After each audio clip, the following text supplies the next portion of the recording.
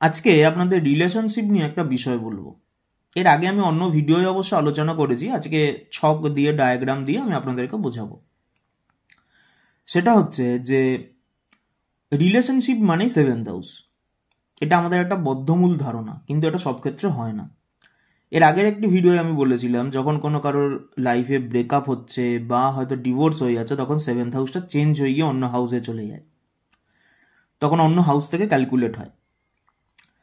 তো seventh house হচ্ছে আমাদের বেসিক্যালি আপনার যে সোল ডিজায়ারটা রয়েছে, কি দরকার, অর্থাৎ আপনার ট্রান্সফরমেশনের ক্ষেত্রে কেমন পার্টনার দরকার, আপনার লাইফে এগিয়ে চলার জন্য কেমন পার্টনার দরকার, সেটাকে ইন্ডিকেট করে। একদম ফ্রেশারদের ক্ষেত্রে সেভেন্থ হাউস ক্যালকুলেটিভ, তারপরে কিন্তু অন্য হাউস থেকে ক্যালকুলেট হয় যে যে পার্টনারের কন্ট্যাক্টে আপনি যাচ্ছেন বা যে পার্টনার আপনি চাইছেন, সে আপনার ওই সেভেন্থ হাউসের ডিজায়ারটাকে ফুলফিল করবে কিনা। ওকে, আজকে বলবো যে আমরা প্রেমের মধ্যে বা ভালোবাসার মধ্যে কি ধরনের চাওয়া পাওয়াটা আমরা চাই, যে চাওয়া পাওয়াটা আমাদের ম্যাটেরিয়ালিস্টিক একটা কানেক্টিভিটি দেবে, প্লাস বন্ডিংয়ের একটা স্ট্রেংথ দেবে। এখানে কিন্তু দূর দূর অব্দি সেভেন্থ হাউসের সরাসরি কোনো সম্পর্ক নেই, যতক্ষণ না যে লর্ড সেটা সেভেন্থ হাউসে কানেক্ট করেছে। কি ধরনের লর্ড আমি বলছি। এখানে একজন জাতকের জন্মছক নিয়েছি, সেই জাতকের হচ্ছে তুলা লগ্ন। বুঝছে? তাহলে তুলা লগ্নের সাপেক্ষে আমি পুরো বিচারটা করেছি। এই তুলা লগ্নের সাপেক্ষে এই জাতকের যে জন্মছকে শুক্র রয়েছে কর্কট রাশিতে, তার লর্ড হচ্ছে চন্দ্র। শুক্র রয়েছে কোথায়? 10th হাউসে।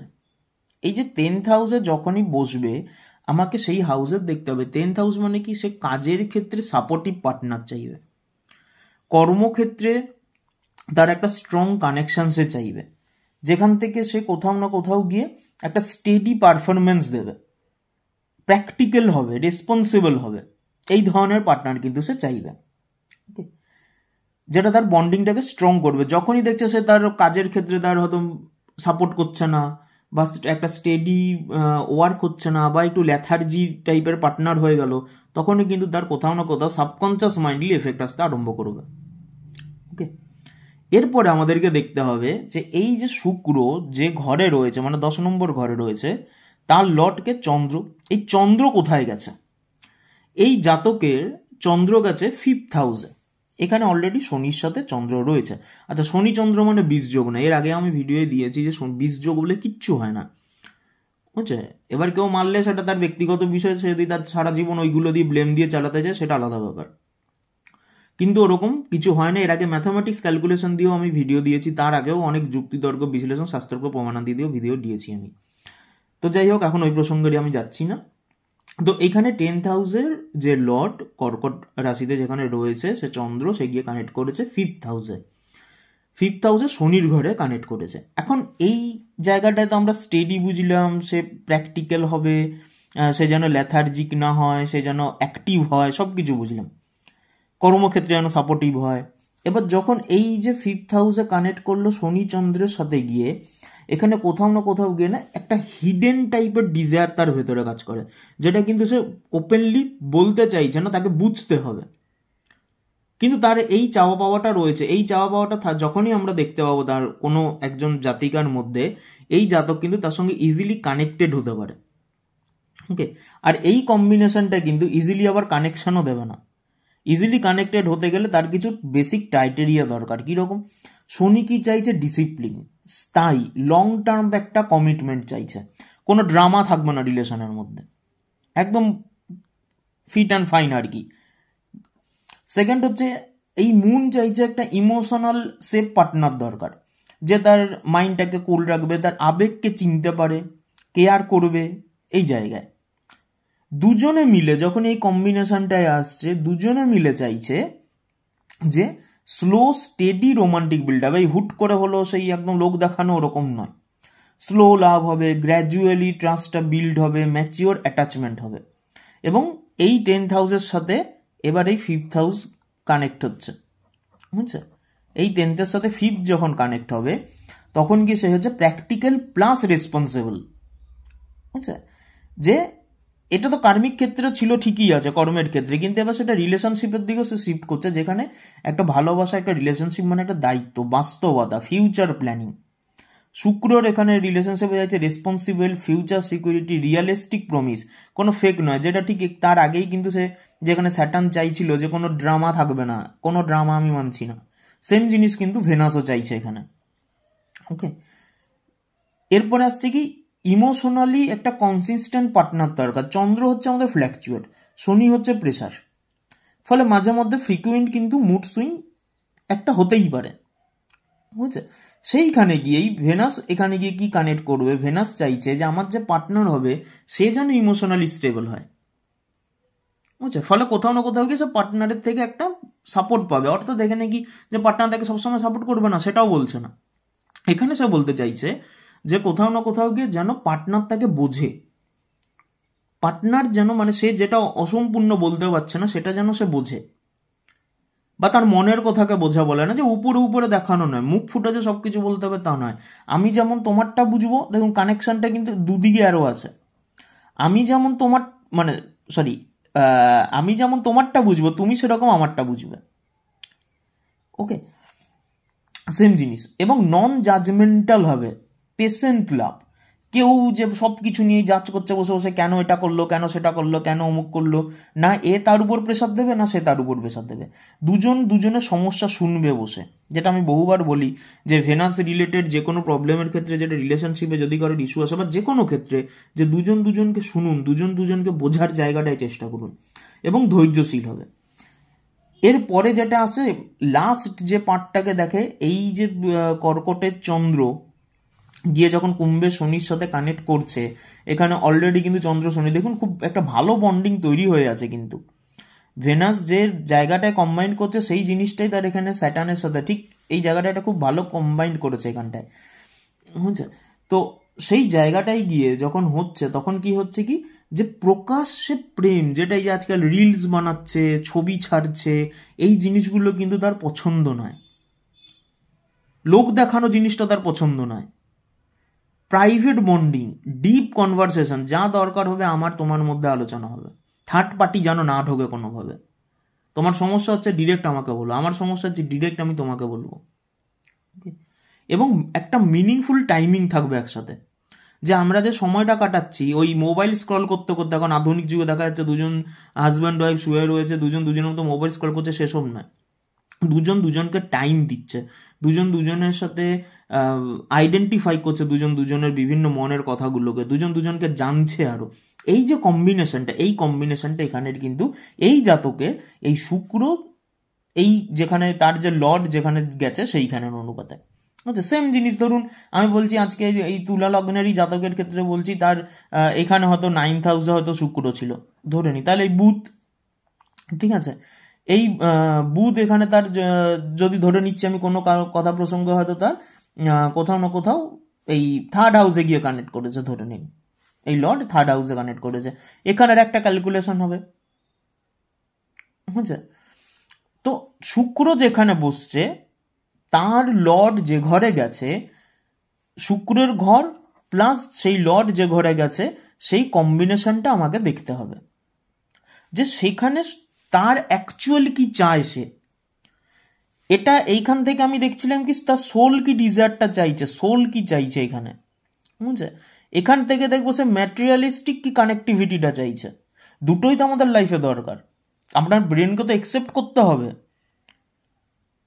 বুঝছে? আপনার যখন এই কানেক্টিভিটিটা আপনি ম্যাটেরিয়ালিস্টিকভাবে পেয়ে যাবেন, তার সঙ্গে স্পিরিচুয়ালিস্টিকটা ম্যাপিংটা আপনি পেয়ে গেলেন, তখন আপনি এমন পার্টনারই দেখবেন না যার মধ্যে স্পিরিচুয়ালিস্টিক ম্যাটেরিয়ালিস্টিক আপনার যে ডিজায়ারটা ওটা ইজিলি আপনি কানেক্টেড করতে পারছেন। ওকে, তখন একটা হয়তো মিললো, একটা মিললো না, যদি ধরুন স্পিরিচুয়ালিটির পার্ট মিললো কিন্তু ম্যাটেরিয়ালিস্টিক পার্ট মিলছে না, তখনও সমস্যা। শুধু ম্যাটেরিয়ালিস্টিক মিললো, আপনার সোল ডিজায়ার মিলছে না, তখনও সমস্যা। তো আপনার সোল প্লাস ম্যাটেরিয়ালিস্টিক দুটোকেই এক জায়গায় মিট করাতে হবে, তবেই দেখি আপনি হ্যাপিলি লাইফটা লিড করবেন, তাই না? তো এই বিষয়টা কিন্তু আমাদের এই জায়গাগুলোর থেকে অ্যানালাইসিসগুলো বের করতে হয়, তবেই সেইভাবে চলতে হয়। হ্যাঁ, এখন যেটা হতে পারে যে আমরা তো একটা আলাদা রকম এনভায়রনমেন্টে বড় হই, বা বিভিন্ন রকম এনভায়রনমেন্টের মধ্যে দিয়ে আমরা হয়তো বড় হচ্ছি বা বিভিন্ন লোকের সাথে কন্ট্যাক্টে আছি, হয়তো অ্যাট প্রেজেন্ট যেটা ম্যাটেরিয়ালিস্টিক কানেক্টিভিটি সে চাইছে বা যেটা তার সোল ডিজায়ার চাইছে, হয়তো সে বলবে না আমার তো এগুলো আমি একসেপ্ট করতে পারছি না, হতেই পারে। তাকে তখন টাইম নিতে হবে। সহজ কথা, ওই বাড়ির প্রেশার দিচ্ছে না তোমাকে বিয়ে করতে হবে, সমাজে কি বলবে, ওগুলো করতে গেলে কিন্তু লাইফটা আপনারই হেল হবে। কারণ আপনি এই দুটো কানেক্টিভিটির এইখানের যে সোল ডিজায়ার সেটাও বুঝতে পারছেন না, এখানের যে ম্যাটেরিয়ালিস্টিক ডিজায়ারটা সেটাও বুঝতে পারছেন না, কোথাও না কোথাও আপনি এটা গুলিয়ে রয়েছেন। সেখানে টাইম দিতে হবে, অন্তত রিয়েলাইজেশন আপনাকে হতে হবে। যতক্ষণ না সেই রিয়েলাইজেশন হচ্ছেন, আপনি ধরুন অন্য কোনো একটা দশান্তর্দশার প্রভাবে বা কোনো একটা ভাবে আপনি বিয়ে করে ফেললেন, না দুটো মিলেছে, কোনোভাবেই কিছু আসেনি, ডিভোর্স হবে অবধারিত, কানেক্টিভিটি থাকুক বা নাই থাকুক, স্বাভাবিক একটা ব্যাপার, এটা কমন সেন্সের ব্যাপার।